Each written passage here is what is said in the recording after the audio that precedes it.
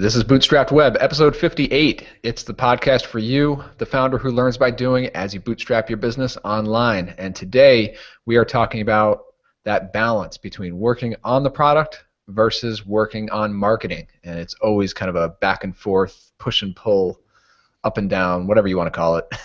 As always, I am Brian. And I'm Jordan. Well, Jordan, how you doing this week? I'm doing pretty well. I like this topic because it's what happens internally, right, in your brain all day. What should I be working on? Should I feel bad that I'm not working on the other thing? So it really is a bit of a dilemma, especially for smaller companies, for resources are limited. So I think it's a great topic. Yeah, totally. You know, the thing that kind of comes to mind is I think of these like huge corporations, right, and these like big companies that you see them get so big, and then you see that they kind of they kind of start slipping on their product side, right? Like one thing that comes to mind is like Microsoft, or you log into any of their back-end account management stuff, and it's just a mess. Like forms don't work, or the other day I was doing something in our like State Farm, insurance back-end account management, and like they spend so much money on the shiny marketing site and the TV commercials and all this stuff, and then you log into your account, you're a paying customer, and it's like they completely, forgot about you or don't care about making your experience better. Right, it's very straightforward. Yeah. Now you're ours, and now we care a lot less. Yeah, exactly. And then, just coming from that experience and then building my own software thing or building my own service, I always had this mindset of like, oh, I'm never going to do that to my customers. I'm going to treat them well. I'm going to make sure that it's a beautiful experience and all this stuff. But then you get into it, and then it's like, you can't do everything. You can't do everything. You've got to get customers in the door. You got to do marketing, and then you need to also focus on product. And it is really a very difficult balance to strike. Right. If you go too far in one side or another, nothing will work. So it's not that it's black and white, but you have to just keep moving depending on where you are in the situation. So I think it's a good topic before we get a little into what we're dealing with.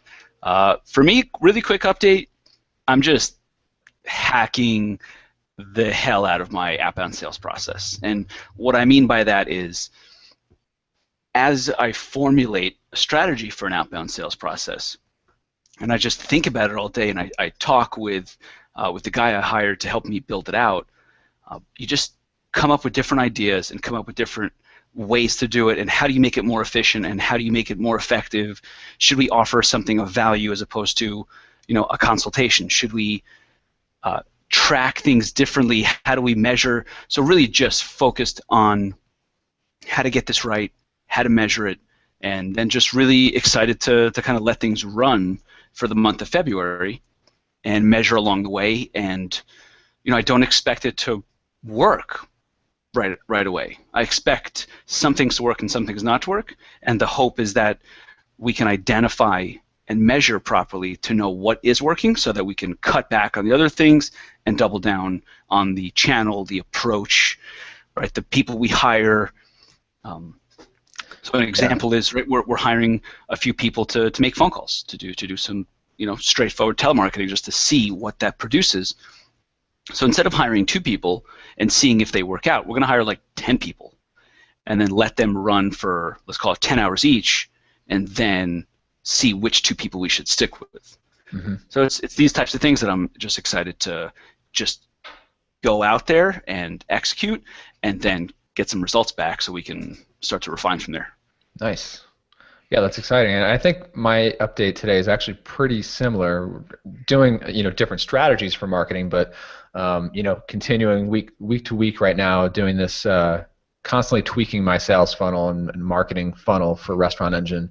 Right now I'm focused on, or what I just did this week was changing out that middle step. And this actually comes from a conversation we were having the other day, where you mentioned, you were talking about CardHook, and you said, once someone starts that free trial, and then once they activate it, that conversion rate is very high, and that just really got me thinking, like, for for you, your big goal is to get someone to start the free trial and then activate it. And Right. that's like Launch yeah, their campaign. that's the step that comes right before they become a paying customer. They're not paying yet, but they're on their way, and our conversion rate shows that if we get them to this step, there's a high likelihood they'll begin.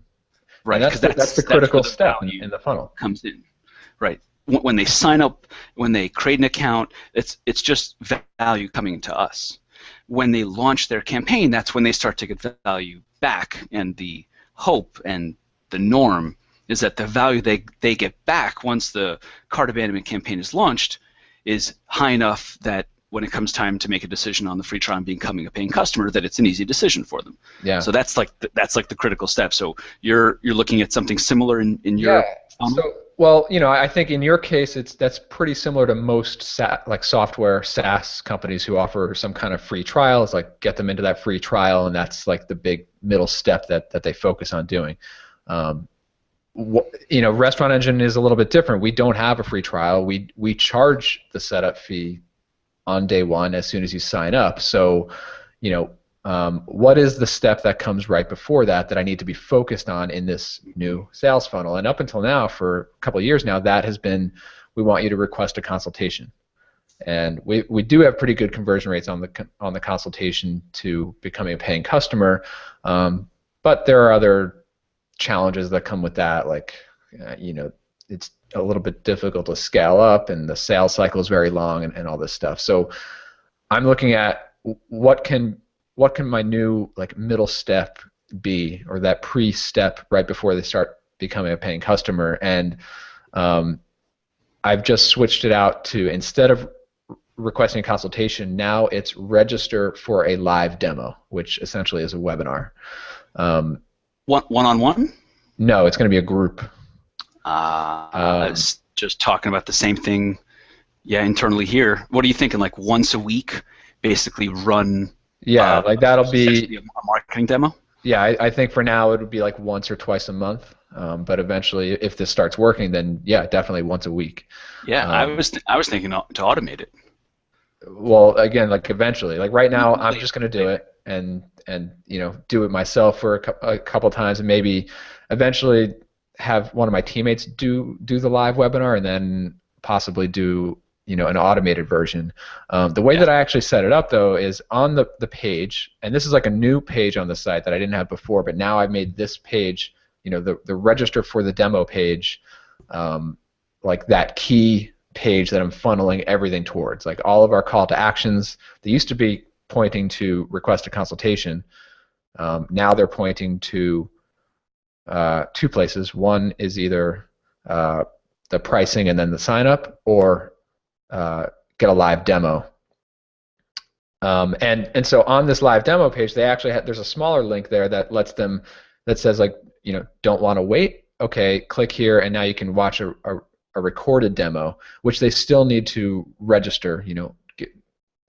Opt in and enter your contact info to begin watching the live, or to begin watching the recorded demo. So so our middle step now is register for the live demo or register to watch the recorded demo, and that's the thing that we're going to be tracking and measuring and pointing all of our traffic towards.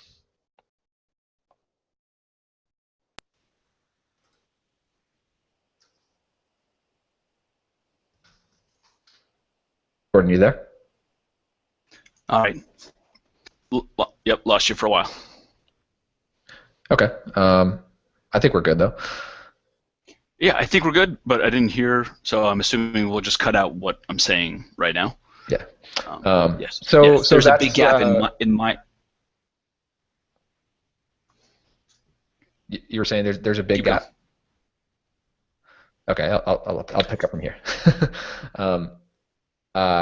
So that's kind of my update in terms of the marketing stuff that I've been working on. I've got most of that stuff in place now. I just need to start measuring it and gathering data, and hopefully optimize it from here. The other kind of small update, and this goes back to like those large companies not caring about their customers and all that I was talking about earlier. Well, right now I'm going through and updating my credit card on all of of the subscriptions that I subscribe to. My previous credit card expired. Now I've got a new one. So I'm going through all the different companies, and it's so interesting to me that like these smaller like bootstrapped startups that I subscribe to, it's like incredibly easy to just log in and find the billing page and update my billing info. The form is like just super easy to use.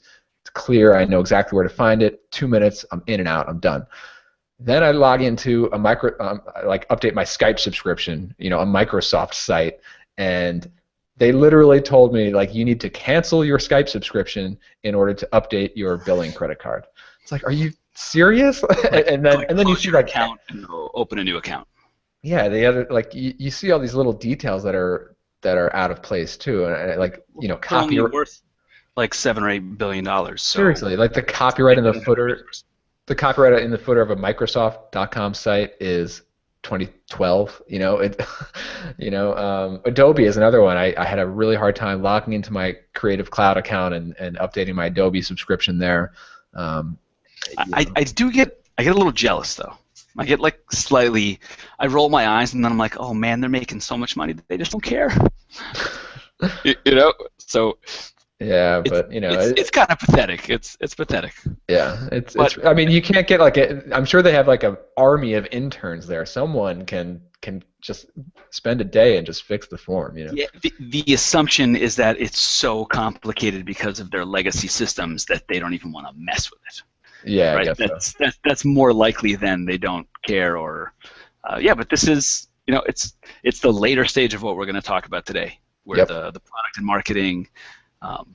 Right, so once it tips over into you're public and you have to show at least 4% growth per quarter, and the only way to do that is more sales, then the decision is kind of made for you by the public markets. Like, no, we're not going to invest in the site because that's after people already buy, and that's good enough, and so we're not going to focus on that at all. Yeah, well, let's bring this back to the. To us bootstrappers, how are we going to make this right, both for our customers and for ourselves, trying to get something off the ground and keep it going, and how do we strike this balance between working on the product, working on marketing, trying to do it all at the same time, or choosing your priorities? Do you have like a general, I don't know, philosophy, for lack of a better word, on it? I know mine is it's almost like a slacker in high school, where it's like you just leave things to the last minute until it's so obvious that you have no choice but to do it. That's at this stage, I feel like that's kind of the right way to go. Where if you plan too far ahead, if you say, you know what, 3 months from now the product's going to need to have this, this, and this, let me focus on that and let marketing pay the price for my attention being elsewhere, I actually don't think that's very smart. I'd much rather get new customers and then have that bubble up as pressure of like, hey, we want these features, we want these features, we want these features, and then say, okay, now I don't really have a choice. I have to do it. Yeah, I think that's today, totally, and I think today if I were to start something new, that is the approach I would take, is do as much as I possibly can manually before investing in the product, and I would certainly invest and just focus on doing marketing first and build whatever little thing I can build as possible to start getting paying customers in the door using the service or using the product. But if I look back to the early days of Restaurant Engine, I spent in that first year, I mean, 80–90% of my focus was on the product.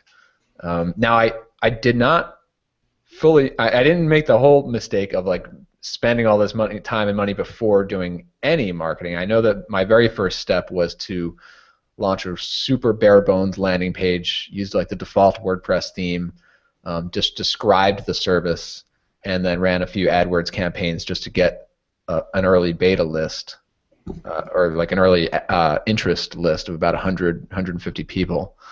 That was the first step, and then I got on phone calls with a bunch of them. But then after that step, it was like all product for a year, Right. Too heavy. I assume you look back on that and say too much. It should have been the split up, even if the product needed more than 50%. Almost unless you're trying to tackle the education market and powering public schools back end, like you don't have to spend a year or two on product before you sell.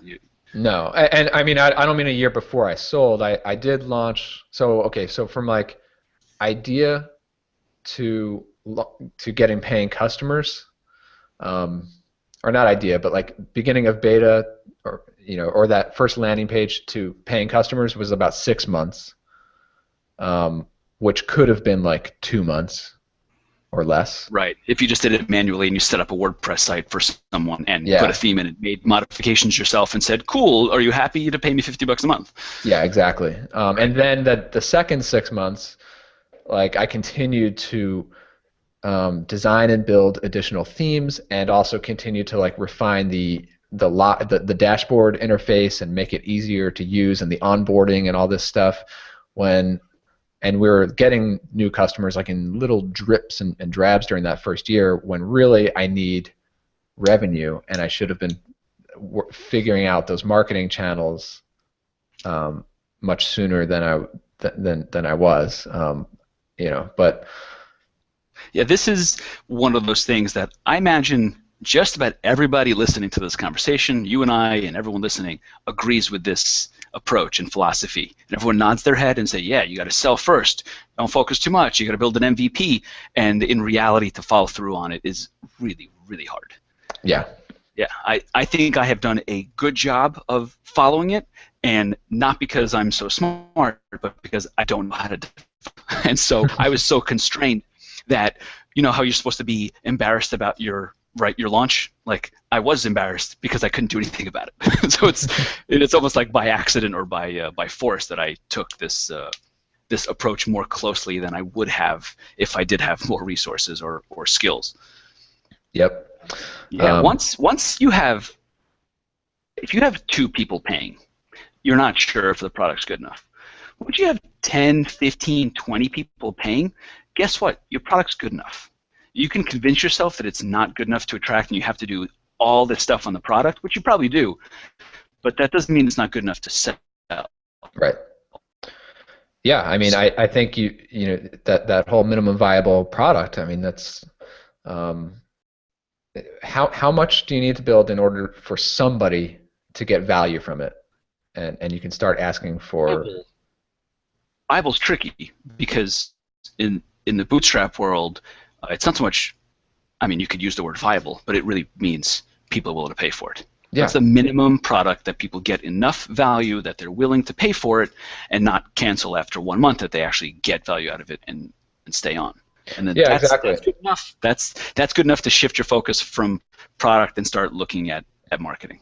Yeah, and I think there's a common misconception with like MVP and like the minimum viable product, and there's too much of a focus on like minimum there, or just I think people mix it up between lack of quality and a lack of features or a lack of automation. I think what it should be is a lack of like automation, and maybe doing something manually, or just focusing on the core valuable feature and not doing everything else, but delivering that in a as much quality and value as you could possibly provide.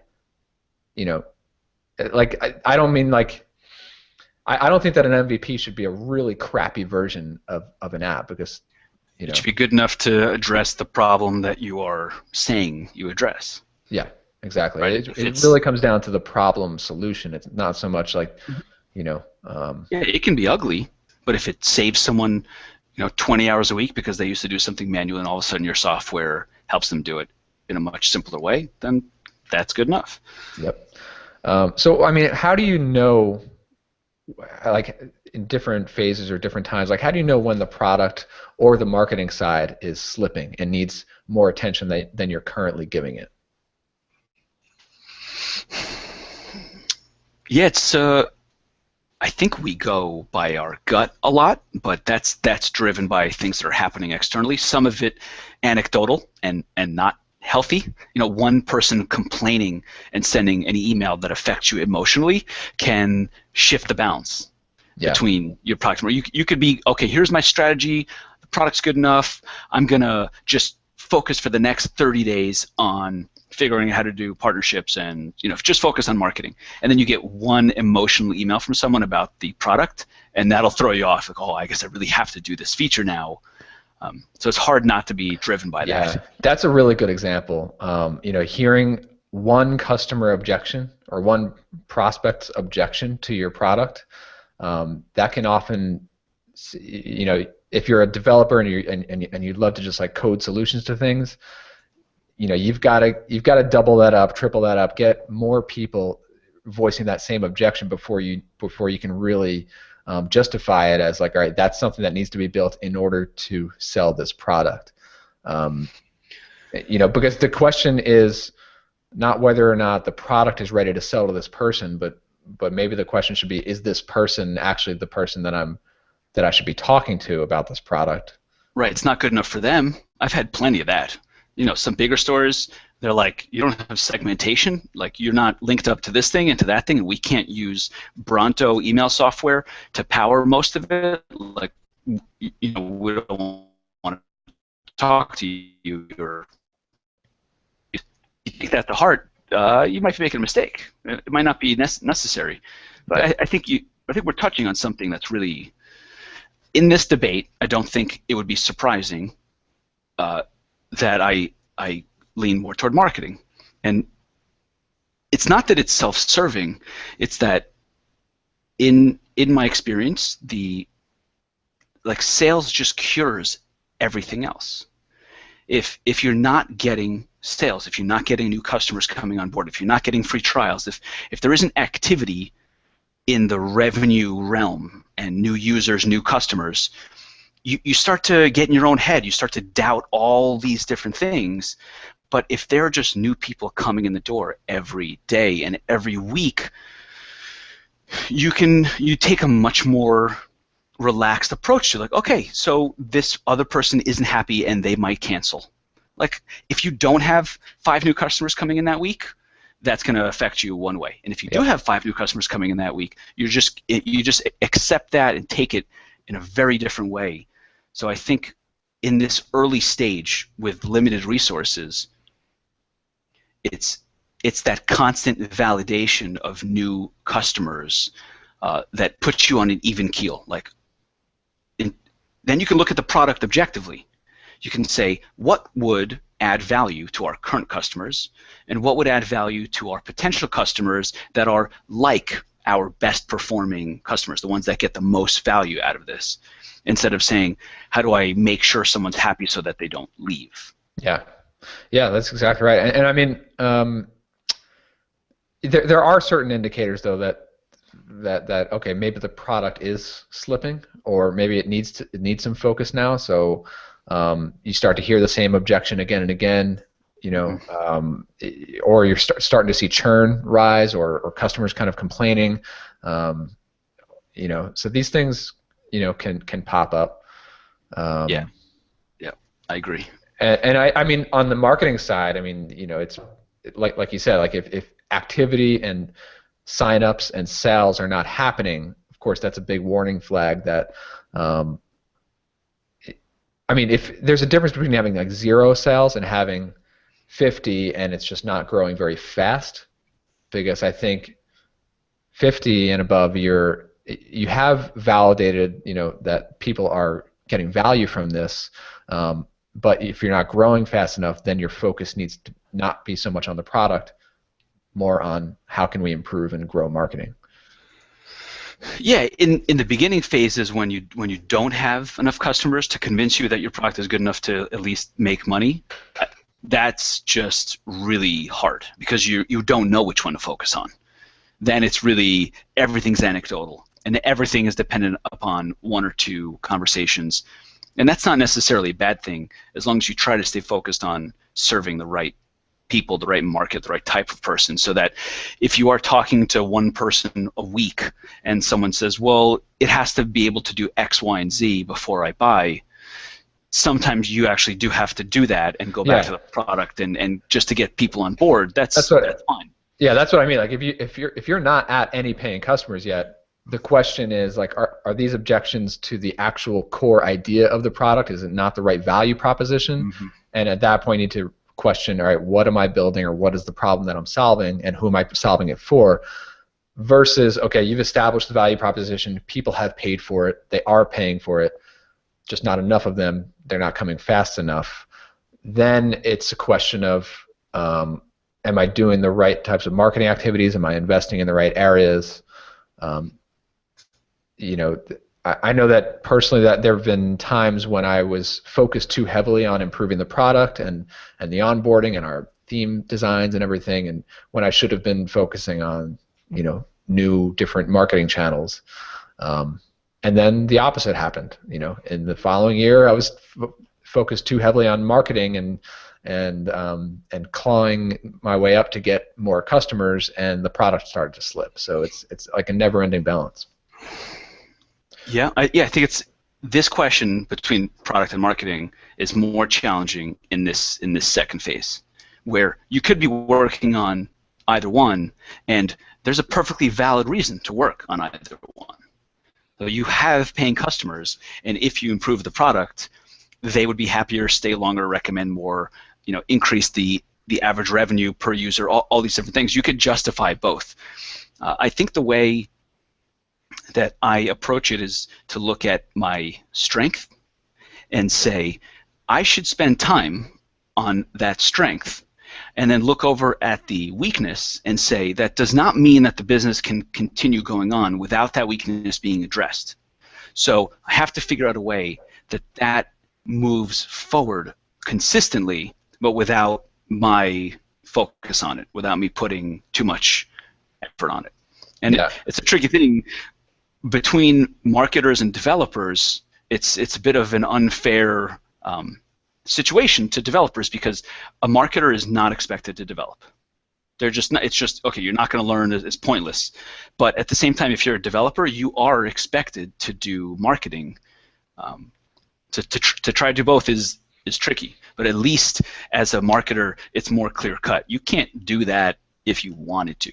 You can't move the product that much yourself. You're still responsible for figuring out where the product needs to go, but it is easier to put that into its own bucket and say, dear developer, partner, or partner, co-founder, outsource, whoever's going to do the development for you, these are the next features, and I'll work with you to get these features done, and that's your responsibility. But it is easier to compartmentalize that and say, these are the features, but you're going to go off and do them, and then I'll give input.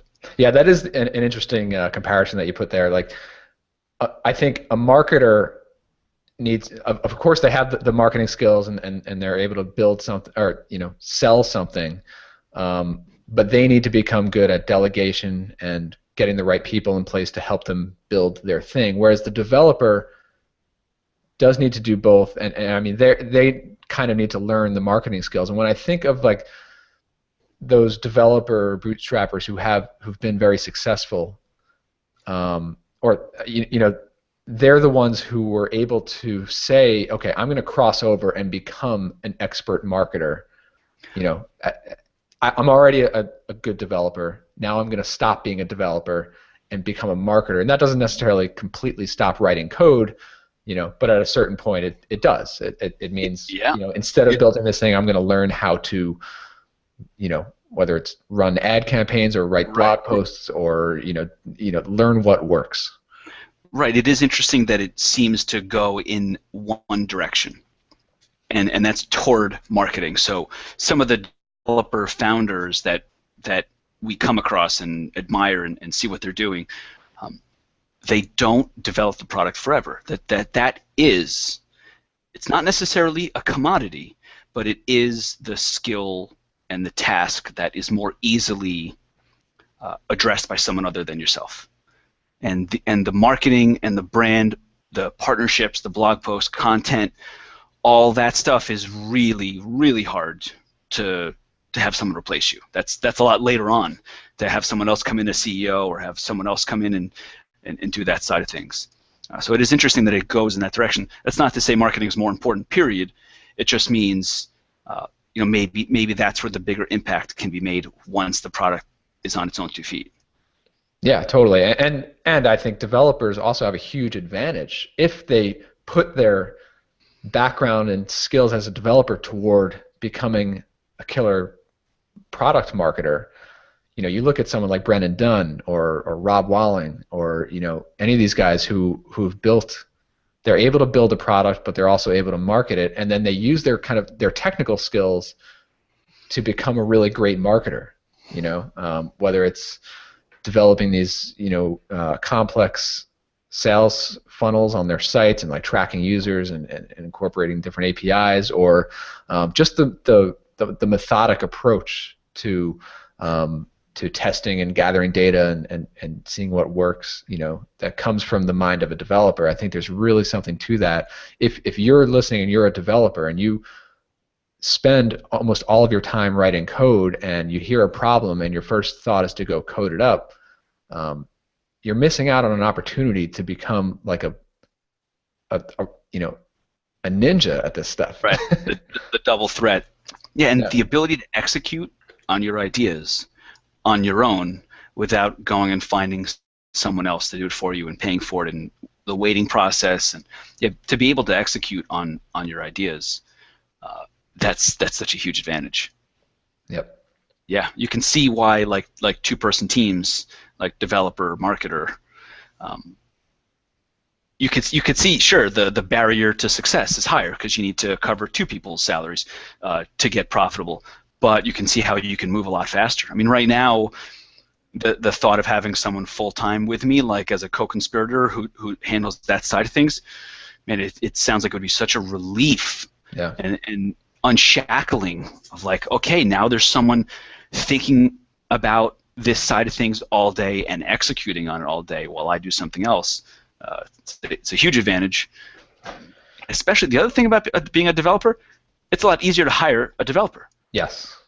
For a marketer, it's just trust. It's, I hope this is good, and I hope this doesn't fall apart, and I hope I can trust them, and I hope it really takes 2 weeks and not 4 weeks. So there's a lot of lack of control.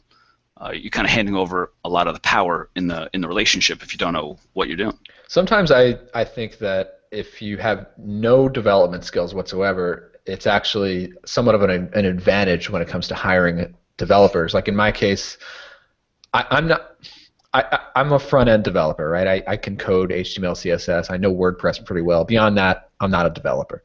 Right. And I found it kind of difficult to responsibility in the past.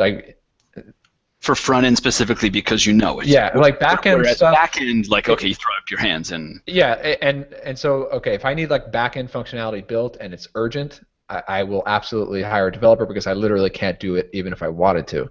But then other things like coding up landing pages or coding a new marketing site design or something like that. It's something that I know how to do and I know the ins and outs of, and should I just spend time and do it myself or should I bring in someone else? And then the other thing is it's like I know too much about the technical side, so it makes it that much more of a process to really vet all these different candidates and see who I want with which kind of experience and all this stuff. So, I've been talking about how right now I am looking through developer applications and getting someone in probably next month to join me on like a part-time ongoing basis. But I mean, I'm excited by that. I feel like finally this is something that I've been wanting to do forever, and I feel like now or this year is the time I'm going to be doing that. Bringing someone in to work with me a lot on Restaurant Engine and building out some other things, and just for me, just really trying to never touch code again. Right. Which never say never. I'm sure I was touching code today, but just moving in that direction, trying to get to the point where it's like I'm just kind of focusing on strategy. Right. Well, and that's where you can have a bigger impact. It's a very, very interesting thing you mentioned about it being easier to hire for areas that you are ignorant in. Yeah, because I feel like if you don't have the skill, or you don't even know how to evaluate. Yeah, you don't. Right? If you don't know enough about it, but you know it needs to get done, you're just going to go hire someone and get it It's done. funny, and it does translate to the marketing side too, because I want an integration done or development. I am just going to go and hire, right? But then now doing this sales process project, uh, I'm like listening. You know, we hire different people for the phone and for outbound email. So I I have people like calling and leaving a voicemail to like read the script that we want. So I get to evaluate how they sound, and the thought of somebody else that does not really know the product that well calling e-commerce merchants and trying to talk about the product makes me just so uneasy. Yeah. And you know, it's like it's scary and weird, but on the development side, I'm like, oh yeah, fine. How much does it cost an hour? What can you do? What's your experience? Cool, build it. You know. Yeah. I mean, I'm always, when I'm working with a developer, I'm always kind of worried, especially on the front end stuff. I'm always worried, like, all right, they're going to code up this page or this whole site or whatever, and then they're going to be done with their project, they're going to be gone, and then a month later, I need to go in and tweak something, and then I'm going to find all this code that was like, oh, they didn't comment it the way that I like it, or they didn't, they didn't format things the way that I like it. It's like, but I can't care about that. That's the point. Nope, not if you want to grow a bigger business. Yep. So, I mean, how do you cover the product or the marketing stuff when you don't have the resources right now? And I think that's a constant friction, Right. especially. You're not just going to throw money in every direction. Yeah, like, What can you do? yeah, I mean, you need more customers, so you need to focus on marketing, and maybe you're spending all your time on that. But things are breaking in the product, or there are urgent features that are holding new customers back, or you're overly focused on building out the product, and that's how you're spending all your time, but you need help with the marketing. Like, how do you balance these resources? How do you allocate enough resources, whether it's money, time, or investing in skills like learning if you're a developer, learning to become a marketer, um, how do we walk that balance? I think the name of the game is efficiency. Efficiency in time and efficiency in budget, and right, that goes along with doing things that are good enough, and being happy that something is good enough and done and out there, as opposed to perfect. And it's just in every facet of the business. If you try to make your marketing site absolutely perfect, you're going to end up hiring an agency and spending $20,000 on making it awesome. Good for you, but that I don't think that's very smart. Not at this stage. If you get something out there and you look at it and you say, man, I'm really not that happy with it, but it is working, then you're being more efficient. The whole name of the game as a bootstrapper is the efficient use of capital, as opposed to slightly less efficient when you're using other people's capital. Right? If you are happy to lose $500,000 this year because that's what your investors want you to do, because that means you're growing fast enough and the team's growing fast enough, that's less efficient. Not to say that it's completely inefficient, because it might work out in the end. But in our situation where we're looking at profit as a key metric, you have to be more efficient with capital. So I try to do things like, I call it flirting. Right? If I want to hire someone to write content, I'm not just going to say, cool, I'll hire you for $1,000 a month and you create this much content and we'll do that for the next 6 months. We'll see what happens. Like, that's not the approach generally. It's lower your rate for me. This company might be in a really good place a few months from now that you'll be happy that you're involved in. Show me what you got. Let's see how we work together. Let's do one blog post for $250 and see how that goes and see how we like to work together. And if that works, then we'll do another one, and then we'll talk about the monthly thing. Right? And it's the same approach to landing pages, or it's the same approach to development. Like, let's spend X amount of money forward and then stop and see what ROI that brings us back. Is that really moving things? Do people care? If they don't care, then let's go back to focusing on the marketing until people do care. So I think that's the biggest thing. It's just, how do you make your money and your time go as far as possible? I mean, like, the way that I kind of combat that that friction of like, what should I be working on? What should I prioritize right now? Because I can only afford, in terms of money or time, I can only afford to be doing this thing right now. So that other thing is gonna need to wait or just not get done.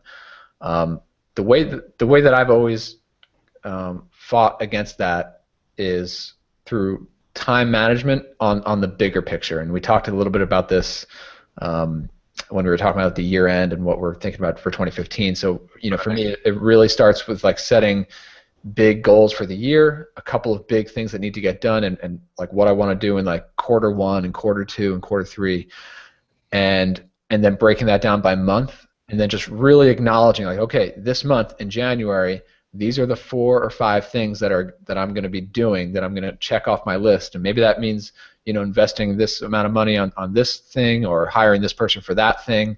But that's where I'm putting my resources this month, and I know that those other 5 things need to get done, but I've already slated them for February. That's in February's plan. I know they're coming. Things are going to move a little bit slower. This is not we don't have tons of money in the bank to do everything all at once, so we need to be strategic about, all right, A, B, and C get done this month, D, E, and F happen next month. Yeah, I like that. I think that's a great way to manage the internal stress and internal pressure inside yourself and inside the company, that there's always something in the back of your mind that, oh man, I really wish I had lifecycle emails, perfected and running all over the place, and I should do that right now. I should do that this weekend. How come I don't have that up yet? Whereas looking at it a more patient approach and saying, right now, the most important thing I can work on is this. And lifecycle email, I acknowledge, is important, and that's why I've made time for it a little bit further down the line. So let's not stress and focus and feel bad about not having it done. Just say, this is more important, and this needs to get done first. But it's coming. It's on the way. Yeah, and I mean, like for me, I always really benefit from getting it out of my head and written down. Like I use Trello to plan out my current month and my upcoming month, and even like the whole year. All those things that I want to get done are in Trello, and I'll continuously like move them around. Like, all right, February, maybe this gets held off until like quarter two, and then the other thing is like the business journal that I talked about earlier. Just getting these different ideas like out of my head and documented, and then like once it's documented or I get it out there, then it's like, okay, I've acknowledged that. I'll fit it into the bigger picture plan at some point. But I've already said to myself weeks ago that this week I'm going to be working on this, and then you look back at the end of the month like, okay, I got these 5 things done. And it really did move the product forward. I launched a big feature that everyone has been asking for, or we landed, this many new customers thanks to this new strategy. So, right. And oftentimes you read back the ideas that you had, and you say, "I'm really happy I didn't spend a week on that. That's not nearly as good of an idea as I felt it was at the time." Exactly, because before, a couple of years ago, I did not do any of this stuff, and as soon as I'd get an idea, I'd start working on it, I'd start researching it. Right, derailing your plan effectively. Totally derailing every single day, and it's just like, and when you do stuff on a whim like that, and then, working like that also reminds you of all the stuff that's not getting done, because you don't have the time or the resources, and like when you're just working on whatever you can possibly fit in before you crash and burn tonight, it's it's just not it's a recipe for disaster. I think this is great advice. I am taking the advice from you. I know the past 2 weeks, right? Since getting back from the whole New Year's and holiday and all that, I have felt very, very frantic in terms of I want to get everything done at once, and I feel spread too thin on a lot of these things. And so, I feel myself like, okay, I know I'm stressed right now. I know I'm trying to get too much done. In one way, I feel good about it because there's progress happening on a lot of different fronts. And on the other side, I'm thinking to myself, this can't go on. So there's got to be a break from frantically trying to do 5 different things to, okay, once those are on their way, the process has been started, I need to figure out a way to kind of come back to normal and execute on a plan in a patient approach. Yeah, and that has to happen soon, right? It's been like 2 weeks of working a lot and trying to do everything at once. And I could see, okay, that's not sustainable. You can only do that for so long, and then it no longer becomes smart, and everything starts to suffer. So I think that's great advice, to be able to document and have it out there. You're not going to forget about it. You're just prioritizing. Yep. So anything else on this topic, or should we kind of leave it there? And of course, if you guys listening have anything to add or any questions, we'd love to hear your comments, and we'll kind of pick them up a little bit in the next show too. Yeah, there really isn't a conclusion to this. It's ongoing. It's just part of the deal. And you can see, even if you get to a point where you start to hire dedicated people for these individual roles, and you start to segment yourself into a more specific role, then it'll be, where should the company's resources be directed? Where should we hire the next person, as opposed to where should I focus my time? So it's just an evolving issue. I think at the end of the day, the best thing you can do is keep sales rolling. Yeah, totally. Well, I guess that wraps it up for today. As always, you can dig into more of the backlog episodes over at bootstrappedweb.com. And if you are enjoying the show, please head over to iTunes and leave us a 5-star review and tell us what you think. Leave a comment. You can always contact us on the contact form at bootstrappedweb.com as well. We love hearing from you guys. So thanks for tuning in, and we will catch up with you next week. Cheers. Later, Take care, Brian.